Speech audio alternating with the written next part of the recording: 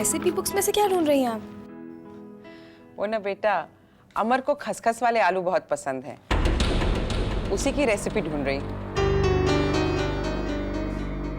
अमर का टेस्ट बिल्कुल बंगाली है और मैं ठहरी पक्की पंजाबन। उसे पसंद है मछली सरसों में बनी हुई, और हमारे यहाँ बनता है सरसों का साग, वो भी असली घी में।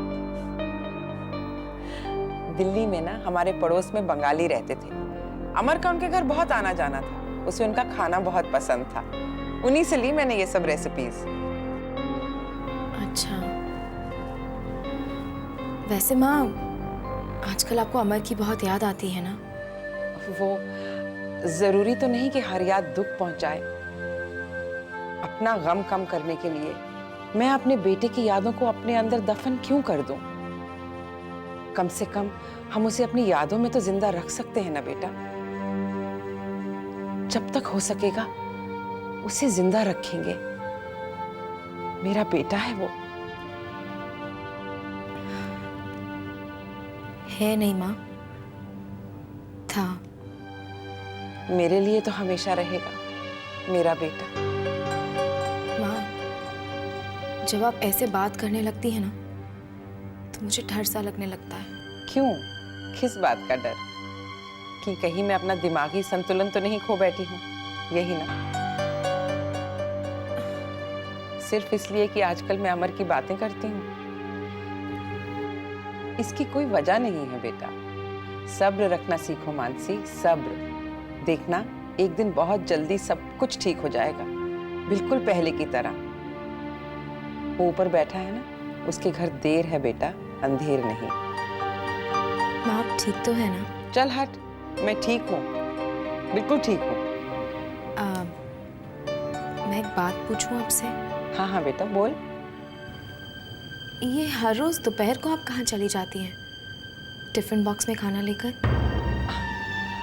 वो बेटा, है कोई जिसे इस खाने की जरूरत है, लेकिन इस वक्त इसके बारे में कुछ मत पूछ। एक दिन मैं तेरी सारी बातों का जवाब दूंगी, लेकिन फिलहाल इसके बारे में मत पूछ।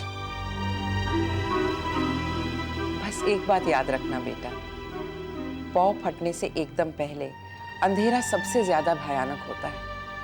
अगर इंसान उस वक्त हिम्मत ना हारे और वो वक्त किसी तरह काट ले, तो फिर सुबह की सुनहरी किरणें उसकी होती हैं। तू भी हिम्मत मत हार बेटा, ये वक्त किसी तरह काट ले, फिर देखना हमारी रात की भी सुबह हो जाएगी।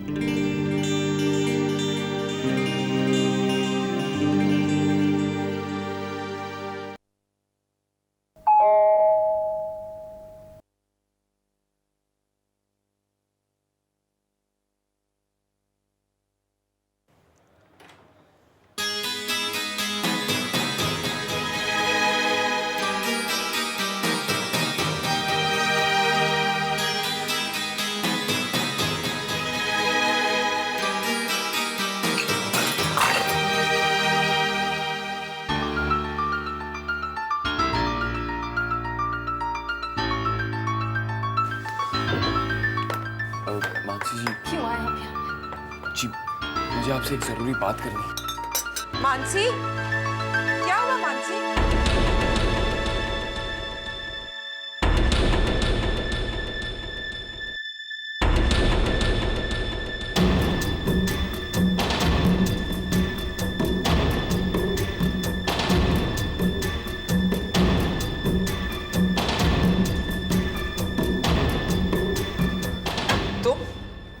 जी, जी मैं आपसे कहना चाहता हूँ कि मैं मानसी जी से शादी करना चाहता हूँ।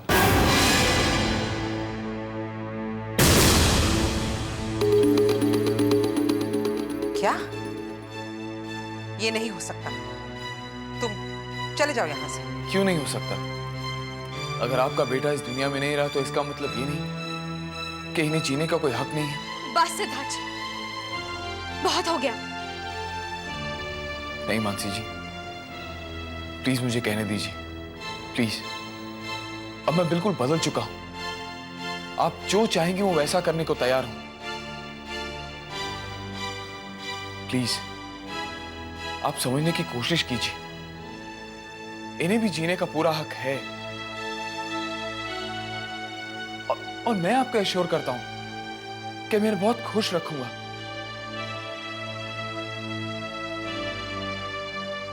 मैं इनसे प्यार करता हूं और हम दोनों एक दूसरे के साथ बहुत खुश रहेंगे। प्लीज आप सिर्फ अपना आशीर्वाद दे दीजिए हमें। मैं मानसी से बहुत प्यार करता हूं। आप मानसी से तो पूछ सकती हैं, ये भी मुझे चाहती हैं।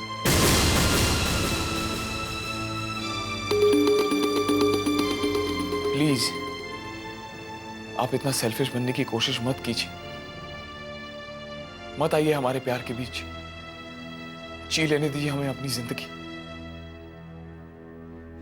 Get out. आपको क्या हक बनता है मेरी माँ से इस तरह बात करने का? होते कौन है? मानसी जी बस आप यहाँ से चले जाइए, इसी वक्त चले जाइए आप यहाँ से।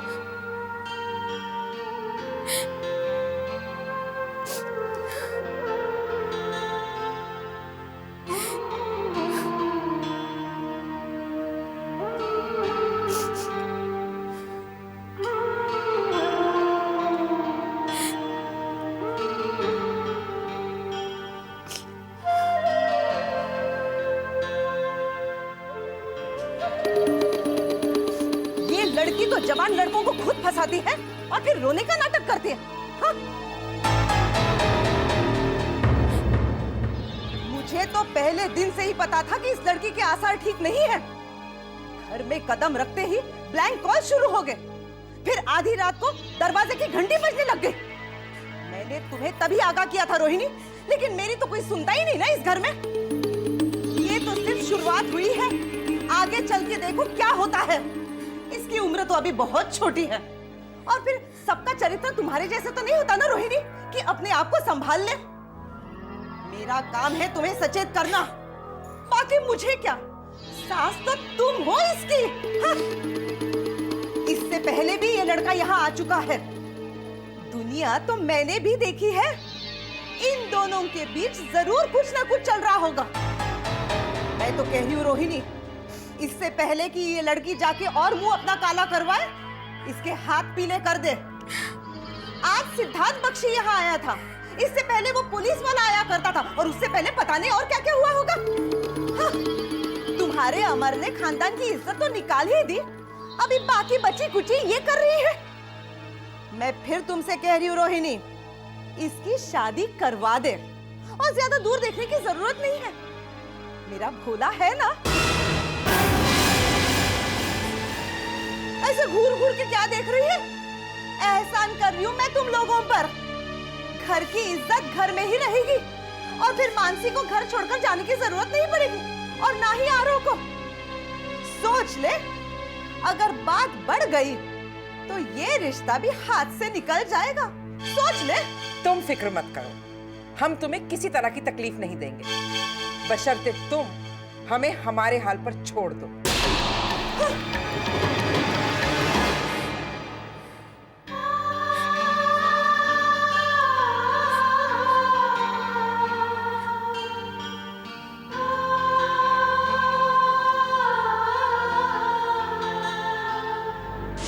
इससे पहले भी ये लड़का यहाँ आ चुका है, इन दोनों के बीच जरूर कुछ ना कुछ चल रहा होगा।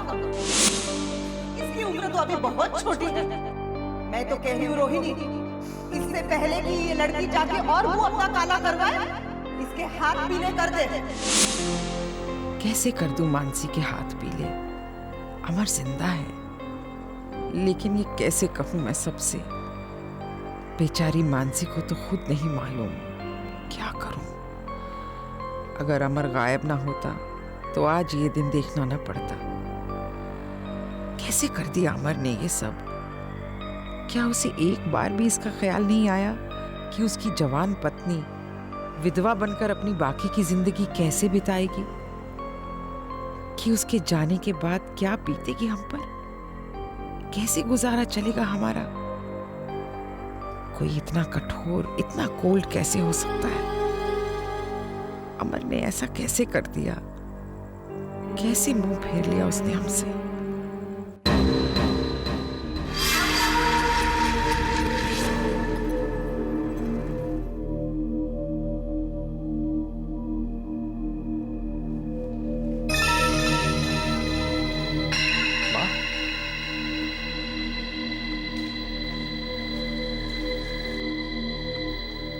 ये तेरे हाथ को क्या हुआ? कुछ नहीं हुआ माँ। आपको इस तरह यहाँ नहीं आना चाहिए था माँ। जब तक मैं आपको नहीं बुलाऊं आप नहीं आइए यहाँ। किसी ने अगर आपको देख लिया तो? मैं जानती हूँ बेटा, मुझे नहीं आना चाहिए था, लेकिन तुझे पता है तेरी ताई क्या चाहती है? वो चाहती है कि हम दोबारा मानसी की शादी कर दें। और जानता है किसके साथ? भोला के साथ। क्या? कहीं वो सठिया तो नहीं गई ना? मेरे जीते जी ऐसा कुछ नहीं होगा। बेटा, वो कहती गई और मैं कुछ ना कह सकी। ये जानते हुए भी कि मेरा बेटा जिंदा है, मैं कुछ नहीं बोल सकी। सब कुछ ठीक हो जाएगा माँ, आप भरोसा रखिए। कब बेटा, कब ठीक हो जाएगा? अब तो मैं इंतजार भी नहीं कर सकती। अगर बात सिर्फ भोला की होती तो मैं संभाल लेती, लेकिन क्या माँ? बेटा, तू तो सिद्धार्थ बख्शी को हमारी मदद के लिए भेजता रहा, लेकिन क्या तूने ये कभी सोचा कि सिद्धार्थ बख्शी मानसी की मदद करते करते उससे प्यार भी करने लगे? वो कल आया था हमारे घर, अपने प्यार का इजहार कर गया है वो। तू क्यों चला गया था अमर? क्यों? बता मुझे, जवाब दे। क्यों चला गया था? अगर उन एनआरआई इन्वेस्टर्स ने तेरी बिजनेस से अपना हाथ खींच लिया था तो इसमें तेरी तो कोई गलती नहीं थी। सर तान के सामना करता उनका। भागने की क्या जरूरत थी? अपनी मौत का ड्रामा रचने की क्या जरूरत थी तुझे? तुम्हारी गलती तो नहीं थी। कानून की निगाह में गुनाह तो नहीं होता ही। क्यों चला गया था बेटा तू? मेरी तो बात समझ में नहीं आती है। जवाब दे मुझे। बोलता क्यों नहीं कुछ तू? क्यों चला गया था? शायद वही ठीक होता माँ, लेकिन अपनों के प्यार ने मुझे जीने पर मजबूर कर दिया। सब कुछ ठीक हो जाता माँ अगर मैं दिल्ली पहुंच जाता, पर ऐन मौके पर मेरी फ्लाइट कैंसिल हो गई और मुझे मजबूरन सिद्धार्थ बख्शी से टिकट एक्सचेंज करना पड़ा। मैं जाना चाहता था माँ, लेकिन ईशरा खान के आदमी मुझे वहां दिख गए। ईशरा खान? शहर का डॉन है माँ। इससे मैंने पैसे ब्याज पर उठाए थे और मैं इसके पैसे नहीं दे पाया। अगर उस समय मैं नहीं छिपता तो शायद ये एयरपोर्ट पर ही मुझे मार डालता माँ। और फिर माँ, फ्लाइट मिस हो गई। उसके बाद सारे चेक बाउंस हो गए और उसके बाद प्रेस वालों की मेहरबानी। जिंदा रहा माँ इसलिए ताकि मैं आप लोगों की प्रॉब्लम सॉल्व कर सकूं, आपको ये फक्र दिला सकूं कि आपका बेटा नालायक नहीं है और वो किसी का पैसा लेकर भागा नहीं है माँ। लेकिन अब मुझे लगता है कि आपको भी मुझ पर से भरोसा उठ गया है माँ। नहीं बेटा, ऐसी बात नहीं। लेकिन तू जल्दी कर, जल्दी से सुलझा ले इन गुत्थियों को और फिर घर वापस आ जा बेटा। हम सबको तेरी बहुत जरूरत है। मानसी, आरो, राखी, मुझे बहुत जरूरत है तेरी बेटा, बहुत। पता है माँ, कुछ दिनों की और बात है। सब कुछ ठीक हो जाएगा माँ, सब कुछ। मुझ पर भरोसा रखिए माँ।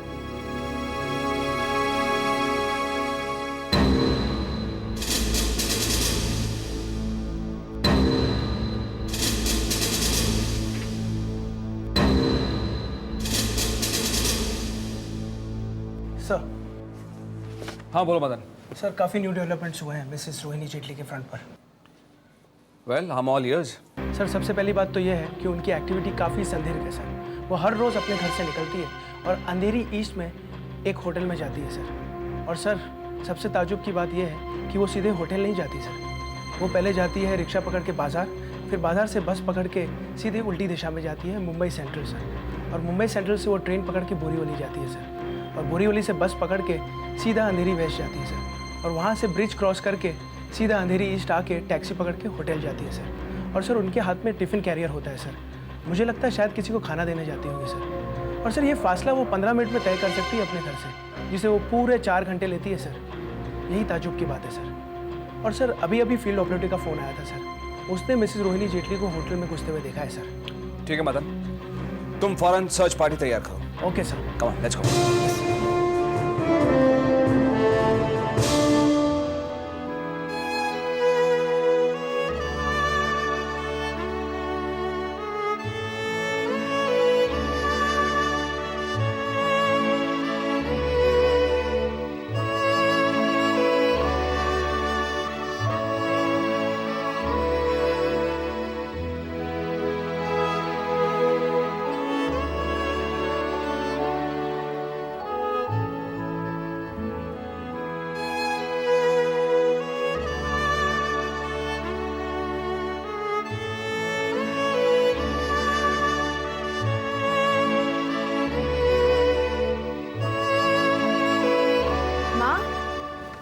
कहाँ चली गई थी आप? हम इतने परेशान हो गए थे, कब से ढूंढ रहे हैं आपको। क्यों ढूंढ रहे हो मुझे? मैं कोई बच्चा हूँ जो कि गुम हो जाएगा, या कोई सठियाई हुई बुढ़िया जिसके होशो हवास खो गए हैं? हाँ माँ, आपको हो क्या है? क्यों, क्या हुआ है मुझे? अगर जोर से कुछ बोल दिया या तुम्हारे उल जलूल सवालों का जवाब दे दिया तो मुझे कुछ हो गया? कुछ नहीं हुआ है मुझे, ठीक ठाक हूँ मैं, कोई प्रॉब्लम नहीं है। माँ ये क्या? मेरी सास बनने की कोशिश मत करो। इस घर में तुम्हें कोई हक नहीं है मुझसे सवाल जवाब करने का। तुम्हें क्या, किसी को भी आंसरेबल नहीं हूं मैं, समझी? किसी को जरूरत नहीं है मेरे बारे में फिक्र करने की, अपने बारे में सोचा करो। कोई जरूरत नहीं पूछने की कहाँ जा रही हूँ, कब आऊंगी। रोक टोक पसंद नहीं है मुझे। सॉरी माँ, लेकिन मैंने तो ऐसे ही पूछ लिया था आपसे। आप ये इस तरह से चेहरा लटकाकर मत खड़ी रहा करो मेरे सामने। मैंने ऐसा कुछ नहीं कहा कि तुम्हारा मुंह उतर जाए। और मैंने तुमसे कभी पूछा है कि कहाँ जा रही हो तुम? पूछने से भी क्या फर्क पड़ता है? तुमने तो हमेशा अपनी मनमानी की। माँ ये आप क्या कह रही हैं? बहस मत करो मुझसे, बस मुझे मेरे हाल पर छोड़ दो। और सुनो, मैं अब चेंज कर सोने जा रही हूँ। मेहरबानी करके मुझे खाना खाने के लिए मत उठा देना।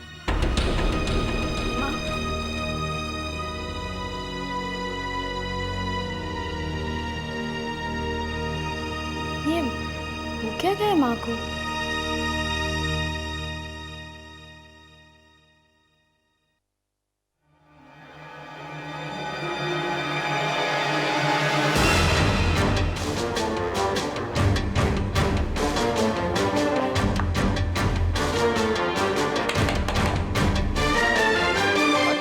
दरवाजा खोलो, पुलिस, दरवाजा खोलो। मदन, मैनेजर को बुलाओ। Yes sir.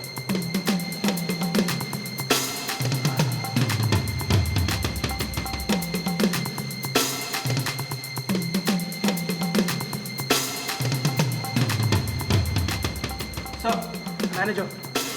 Yes, sir. What can I do for you? Open the room. Yeah.